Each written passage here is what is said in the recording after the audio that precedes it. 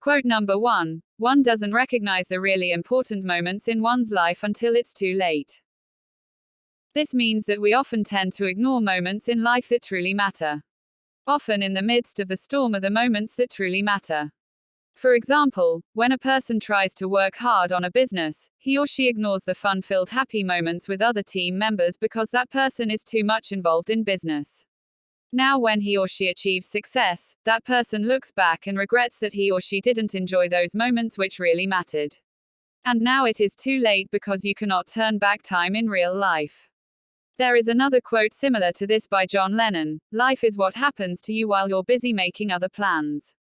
This means that we forget to celebrate life while we are concerned about other things that may not give you any satisfaction even after you struggle hard to achieve them. One thing to learn here is that we should always remember to celebrate life and moments that really matter no matter how worse the situations of our life are. Quote number 2. Good advice is always certain to be ignored, but that's no reason not to give it. This means that productive advice is always ignored by majority of the people. This is because no one actually wants to improve his or her life. All everyone wants is an escape.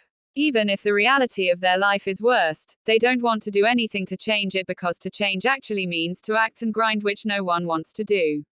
But there are a few people who actually want to make it big in life and want to improve every day in their life.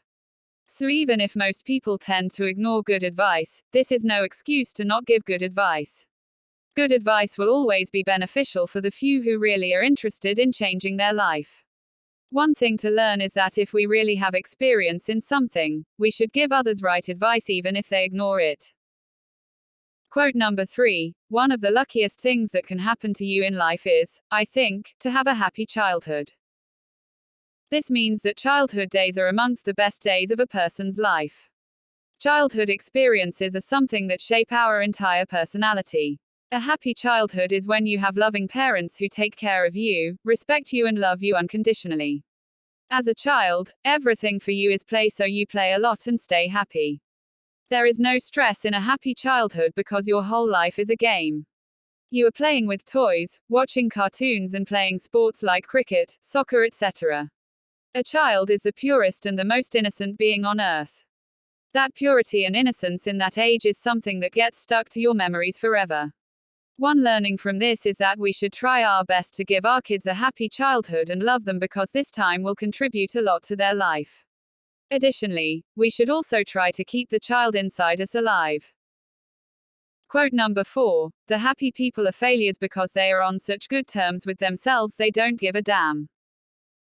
This means that people who fail in life are actually happy because now they don't care what happens to them. They accept their life as it is.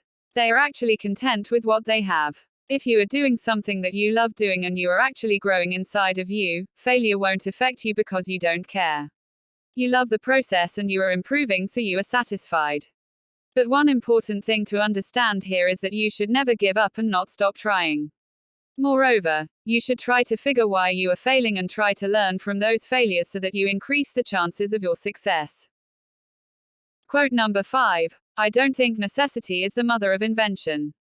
Invention, in my opinion, arises directly from idleness, possibly also from laziness, to save oneself trouble.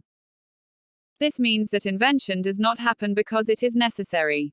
According to Agatha Christie, discovery happens from staying idle and being lazy enough, and a discoverer always discovers for himself. An example in the context of writing is J.K. Rowling. She was always an introvert and always wanted to write. She faced severe difficulties at the time she was writing the Harry Potter series. She was a single mother, had no job, did not have much money and was living on welfare. She worked on the first novel for 7 years before publishing it. This whole magical world that she created was a way of expressing herself and also to earn her a living because all she wanted to do was to write. Harry Potter novels were no less than a discovery in publishing history. This invention of the magical world was done by J.K. Rowling more for her own self than for anyone else. One thing to learn from this is that if you want to discover something, you should do it for your own self because that will produce the best results for you.